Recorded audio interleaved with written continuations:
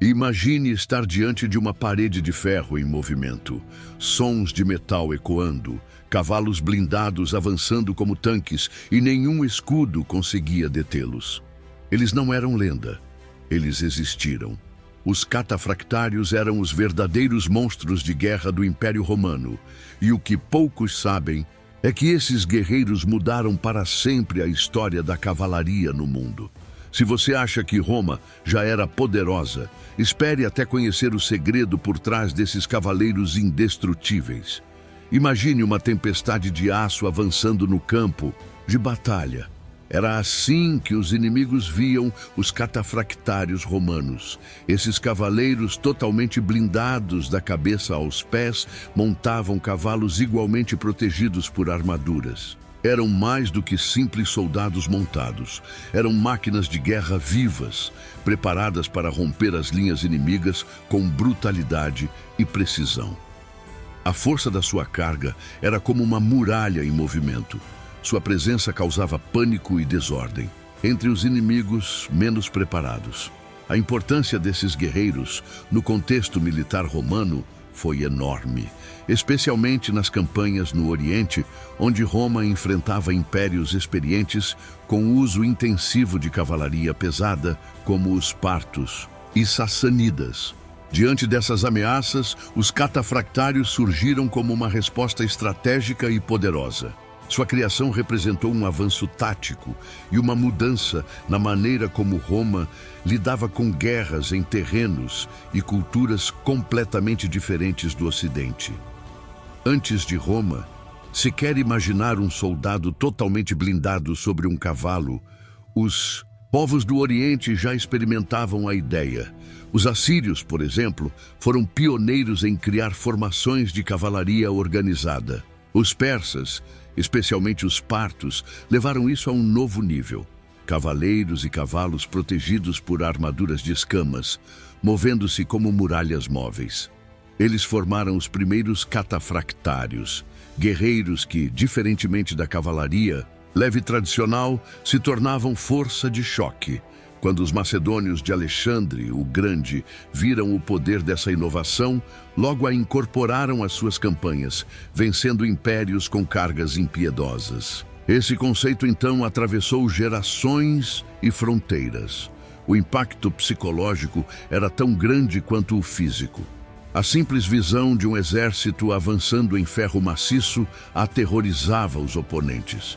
Foi essa eficiência comprovada que, eventualmente, chamou a atenção do pragmático e adaptável exército romano, forçando-o a reconsiderar sua abordagem tática no Oriente. E se essa parte da história já te impressionou, imagina o que ainda está por vir, se você valoriza conteúdos que revelam o lado oculto da guerra e as estratégias que moldaram impérios.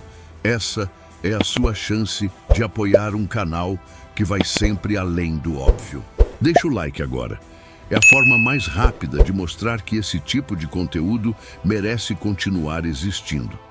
E aproveita para se inscrever. Aqui, cada vídeo é uma descoberta e cada detalhe conta.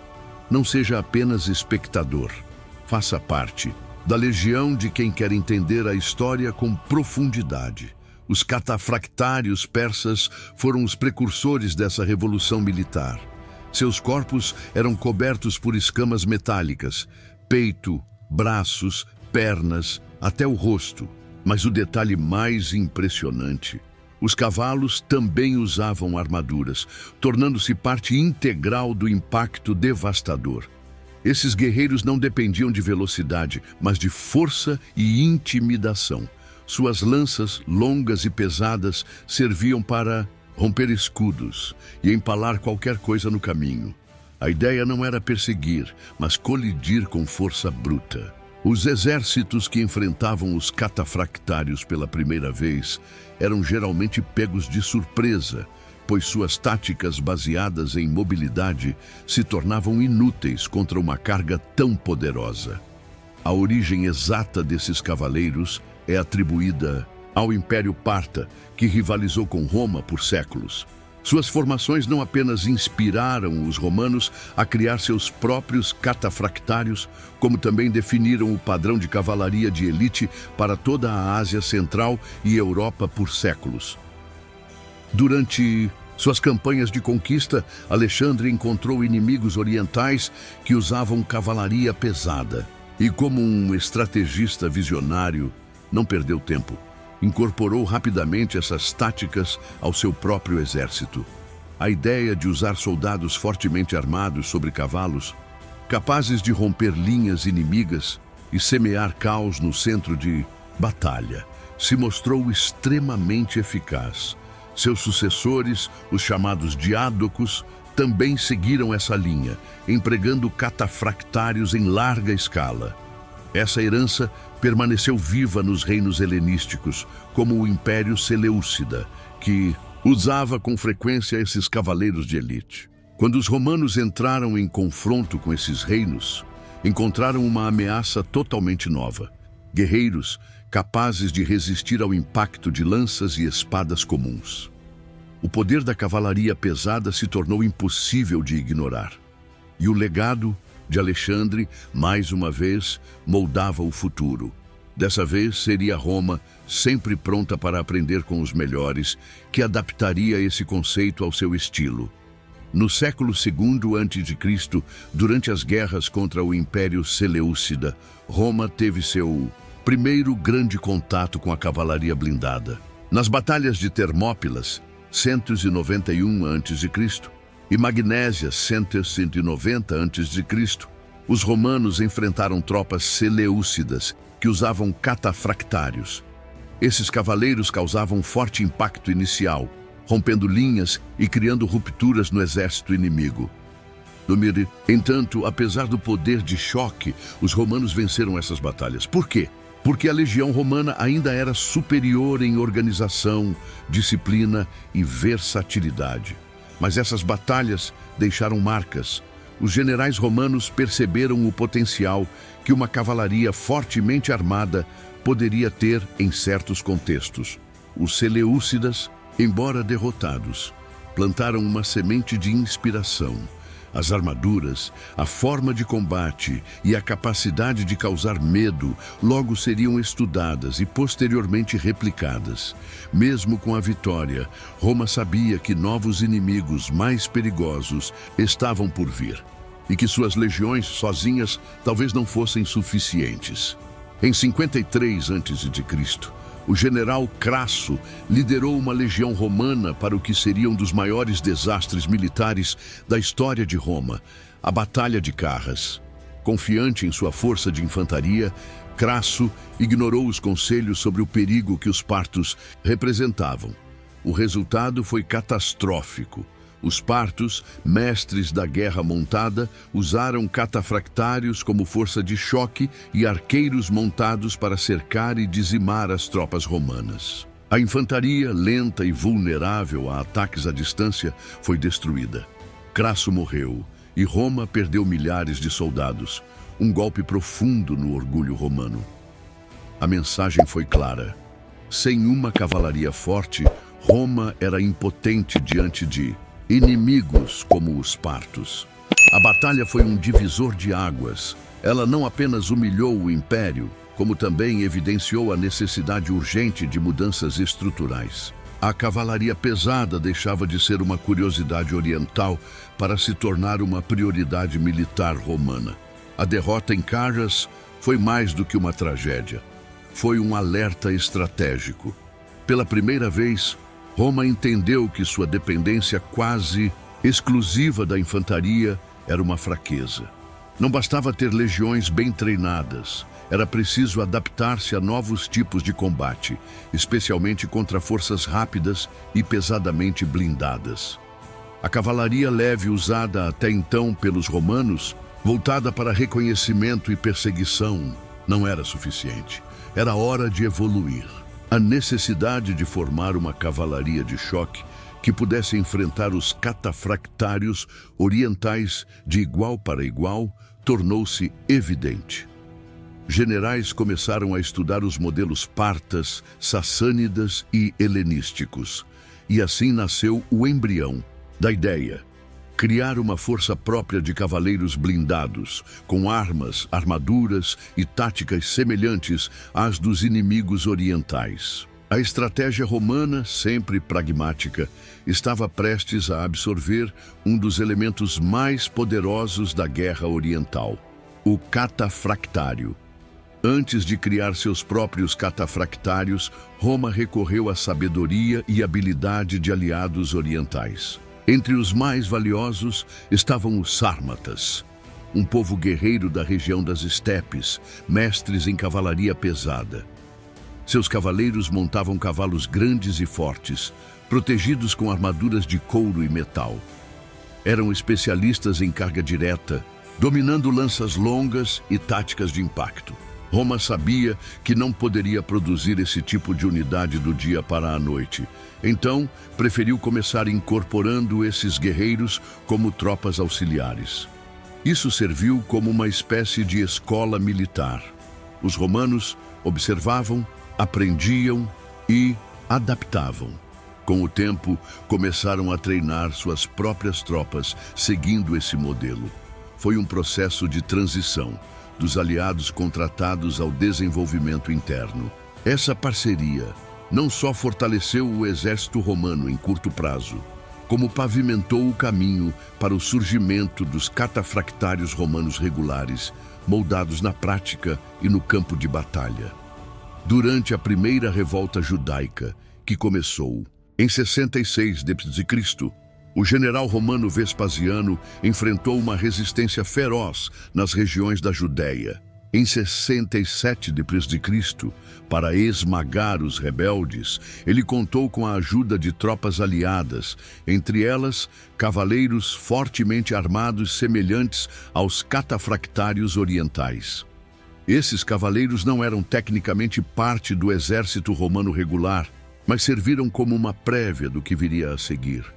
Suas armaduras impressionavam: couraças, escudos, lanças longas e cavalos parcialmente protegidos. Embora não fossem catafractários romanos oficiais, seu uso pela primeira vez em uma campanha real evidenciava o interesse de Roma em experimentar esse tipo de unidade. Esse momento histórico marca a primeira aparição prática da ideia. No contexto romano, o sucesso dessas tropas contra fortificações e linhas rebeldes mostrou o potencial destrutivo da cavalaria blindada. A experiência acumulada ali foi crucial para o nascimento posterior de uma força romana própria. Durante o governo do imperador Adriano, entre os anos 117 e 138 d.C., o Império Romano consolidou a ideia de uma cavalaria blindada permanente. Adriano era um estrategista atento e, após anos enfrentando ameaças nas fronteiras orientais, percebeu a necessidade de criar uma força especializada que pudesse combater em igualdade de condições com partos e sassânidas. Foi nesse período que surgiu a primeira unidade oficialmente romana de catafractários, estacionada na Mésia Inferior, uma província fronteiriça de importância estratégica. Ao contrário das experiências anteriores com tropas aliadas, agora os romanos estavam desenvolvendo, treinando e equipando seus próprios cavaleiros pesados. Esses primeiros catafractários ainda não possuíam armaduras tão avançadas quanto os orientais, mas já representavam um avanço significativo. A institucionalização da cavalaria blindada como parte do exército regular marcou um novo capítulo na história militar romana, provando que o Império sabia adaptar-se às exigências de um mundo em constante mudança. A escolha da Mésia Inferior para sediar as primeiras unidades regulares de catafractários não foi aleatória. Essa região, situada na parte sudeste do Império Romano, fazia fronteira com povos ameaçadores e constantemente hostis, como os dácios, citas e, mais tarde, os godos. Estacionar ali uma unidade de cavalaria blindada fazia parte de uma estratégia defensiva clara: proteger os pontos mais vulneráveis do Império com as tropas mais bem equipadas e treinadas. A presença dos catafractários servia também como elemento dissuasório. Apenas ver esses cavaleiros pesadamente armados era suficiente para desmotivar muitos ataques. A localização estratégica dessas unidades permitia rápida resposta a invasões, emboscadas ou levantes, garantindo que Roma pudesse conter ameaças antes que se espalhassem. Além disso, essas fronteiras funcionavam como centros de treinamento, onde os catafractários se preparavam em condições reais de combate. Ali, os soldados aprendiam a lutar com disciplina e brutalidade, enfrentando perigos constantes nas bordas do mundo romano. Os primeiros catafractários romanos estavam longe da sofisticação visual e funcional dos cavaleiros persas. Suas armaduras eram, em grande parte, adaptações das proteções já utilizadas pela infantaria pesada romana, como cotas de malha e escamas metálicas. A cobertura era parcial. Os cavalos tinham proteção mínima ou nenhuma, e os capacetes, embora reforçados, não cobriam todo o rosto. No entanto, o Império Romano nunca foi conhecido por estagnar. Ao observar o desempenho das suas unidades em batalha e compará-las com os catafractários partas e sassânidas, os romanos iniciaram um processo de melhoria contínua. Escudos foram reformulados, armaduras mais espessas começaram a ser fabricadas e, principalmente, os cavalos passaram a receber proteção crescente. A evolução foi constante. Cada batalha revelava um novo ponto fraco a ser corrigido.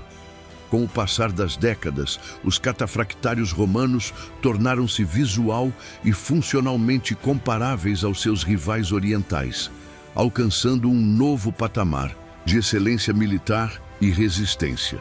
Equipar um catafractário era quase como armar uma legião inteira. A complexidade das armaduras, que incluíam escamas de ferro ou bronze, cotas de malha, escudos reforçados e proteções para os cavalos, exigia artesãos especializados e metais em grande quantidade. O custo não terminava na produção. Manter esse equipamento era igualmente caro. Consertar escamas danificadas, substituir placas quebradas e realizar manutenção constante era uma tarefa cara e demorada. Em tempos de guerra, isso se tornava um pesadelo logístico. Poucos soldados podiam arcar pessoalmente com o custo de seu próprio equipamento, o que tornava o investimento estatal indispensável. Em tempos de crise financeira ou guerra prolongada, o número de catafractários diminuía drasticamente. Essa limitação tornava essas unidades valiosas demais para serem desperdiçadas e exigia um uso estratégico cuidadoso. O poder de um catafractário era enorme, mas seu preço alto pesava sobre os cofres de Roma, gerando debates entre eficácia e viabilidade. Embora as armaduras oferecessem proteção valiosa tanto ao cavaleiro quanto ao cavalo, elas também apresentavam um problema sério: o peso. Cavalos, por mais fortes e bem treinados que fossem, sentiam o desgaste rapidamente. Em combates longos ou marchas prolongadas, a fadiga podia se tornar um fator decisivo. A armadura limitava a respiração do animal, dificultava o movimento e tornava manobras ágeis quase impossíveis. Além disso, os terrenos irregulares, comuns nas fronteiras do Império, só pioravam a situação. A mobilidade era sacrificada em troca de proteção. Essa limitação forçava os comandantes romanos a usarem os catafractários com inteligência, posicionando-os em momentos estratégicos, normalmente como força de choque no início ou no fim da batalha. Em confrontos que exigiam velocidade ou perseguição, a cavalaria leve era preferida. Para compensar esse peso, algumas unidades passaram a usar armaduras mais leves e segmentadas, mesmo que isso significasse perder um pouco da proteção total. Diante dos desafios impostos pelo peso excessivo das armaduras, Roma adotou soluções práticas. Uma delas foi o uso de armaduras parciais, mais leves, menos restritivas e mais econômicas. Essas versões protegiam apenas as partes mais vulneráveis do cavaleiro e do cavalo, como o peito e a cabeça, garantindo um equilíbrio entre proteção e mobilidade. Outra estratégia foi complementar os catafractários com unidades auxiliares. Os arqueiros montados, vindos de regiões como a Capadócia, Armênia ou até da Núbia, eram especialistas em ataques à distância, movimentação rápida e táticas de assédio. Eles ajudavam a preparar o terreno, enfraquecendo as linhas inimigas antes da carga dos catafractários. Essa sinergia entre cavalaria leve e pesada aumentava a eficácia do exército como um todo. Roma, com sua habilidade de absorver táticas e adaptar-se, criou combinações letais no campo de batalha.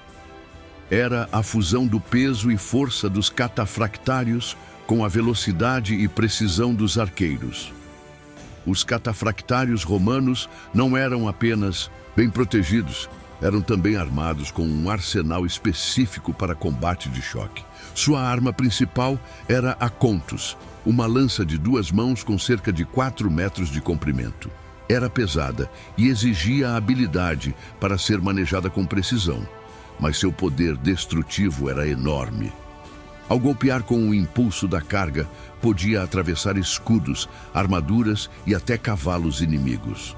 Quando a contus se tornava inútil em combate próximo, os catafractários sacavam a espata, uma espada longa, mais versátil que a tradicional gladius. Também carregavam uma adaga, ideal para situações extremas de combate corpo a corpo. Todo o conjunto era projetado para maximizar o impacto e a letalidade. Essa combinação de armamento reforçava o papel do catafractário como força de ruptura. Ele não lutava para cercar ou desgastar, ele rompia. Era a ponta de lança do império, tanto literal quanto simbolicamente. Não era qualquer soldado que se tornava catafractário. Antes de vestir a armadura, o candidato precisava demonstrar anos de serviço, disciplina exemplar e domínio da cavalaria. O treinamento incluía não apenas a luta com armas pesadas, mas também controle absoluto do cavalo, que deveria reagir a comandos mínimos, mesmo com o peso da armadura. Havia simulações de batalhas, corridas com armamento completo, exercícios em grupo e táticas de carga sincronizada. A resistência física e mental era constantemente testada. O catafractário precisava suportar calor extremo, combates prolongados e decisões rápidas em meio ao caos. Além disso, o vínculo com o cavalo era crucial.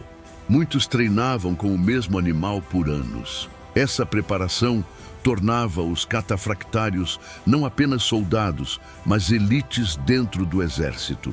Eles simbolizavam força, disciplina e lealdade. A dureza do treinamento refletia a seriedade da missão, romper linhas inimigas e ser o martelo da vitória romana. Com o tempo, o Império Romano começou a enfraquecer, tanto internamente quanto externamente. Crises econômicas, guerras civis, corrupção e uma série de imperadores instáveis drenavam os recursos do Estado. Manter unidades de elite como os catafractários, caras e exigentes, tornou-se cada vez mais inviável. Além disso, as fronteiras estavam sob constante ataque de tribos bárbaras, que usavam táticas móveis e imprevisíveis. Nessas novas realidades, a cavalaria pesada perdia espaço. Os exércitos romanos precisavam ser rápidos, flexíveis e baratos. Os catafractários, apesar de eficazes em batalhas organizadas, tornaram-se obsoletos frente à guerra de desgaste e invasões relâmpago. Muitos foram dissolvidos, outros absorvidos em novas unidades híbridas. A glória das armaduras brilhantes e lanças imensas foi substituída pela urgência da sobrevivência. Ainda assim, o prestígio dos catafractários permaneceu, símbolo de uma Roma que ousou enfrentar o mundo com aço e disciplina, mesmo nos dias mais sombrios do seu fim. Mesmo com o Império em declínio, as unidades de catafractários não desapareceram imediatamente. Durante os reinados de Diocleciano, 284-305, e Constantino, 306-337, eles ainda eram considerados essenciais em campanhas contra inimigos poderosos do Oriente, como os sassânidas. Esses adversários utilizavam táticas similares às dos partas, com forte presença de cavalaria pesada e arqueiros montados. Para enfrentá-los, os catafractários romanos foram reorganizados, equipados com armaduras mais adaptadas e posicionados em locais estratégicos. Sob Constantino, inclusive, essas tropas participaram de batalhas fundamentais que definiram o futuro político e religioso de Roma. Embora não fossem mais numerosos, os catafractários ainda representavam uma força simbólica e prática.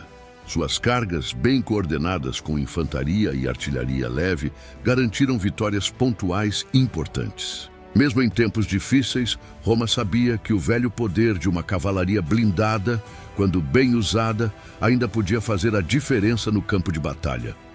Com a queda gradual do Império Romano, os catafractários desapareceram dos exércitos, mas não da história.